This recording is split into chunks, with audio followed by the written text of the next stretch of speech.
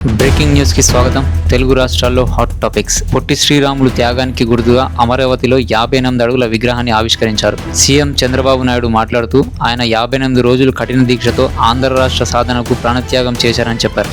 ఆయన త్యాగాన్ని తెలుగు జాతి ఎప్పటికీ గుర్తుంచుకోవాలని సీఎం పిలుపునిచ్చారు.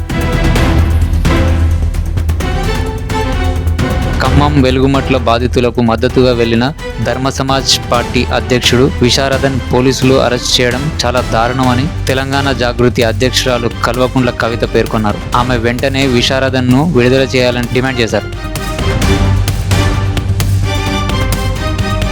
Hyderabad police commissioner CP Sajjanar నగరవాసులకు డీప్ ఫేక్ వీడియోలు, ఫోటోలతో మోసపోవద్దని హెచ్చరించారు. సందేహాస్పద కంటెంట్ పంచే ముందు రివర్స్ మెసేజ్ నిజాయితీని నిర్ధారించుకోవాలని, భావోద్వేగంతో పంచడం ఫేక్ న్యూస్ పెంచుతుందని సూచించారు.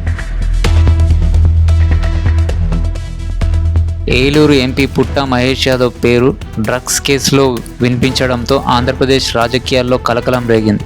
నిజాలు బయటపెట్టాలని ప్రతిపక్షాలు తీవ్రంగా డిమాండ్ చేస్తున్నాయి. అయితే ఆరోపణలు ఖండించిన మహేష్ కుమార్ యాదవ్ తనకు సంబంధం లేదని తెలిపారు.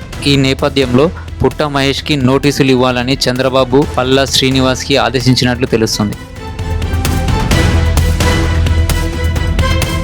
శివాలిక్ ఎల్పీజీ ట్యాంకర్ ఖతార్ నుంచి ఎల్పీజీ గ్యాస్తో గుజరాత్ ముంద్రా ఓడరేవుకు చేరుకుంది. నందాదేవి ఎల్పీజీ ట్యాంకర్ సహా 2 నౌకలు కలిపి భారత్కు సుమారు 92,000 మెట్రిక్ టన్నుల ఎల్పీజీ సరఫరా చేస్తున్నాయి. ఇక గ్యాస్ కష్టాలు తీరినట్లే.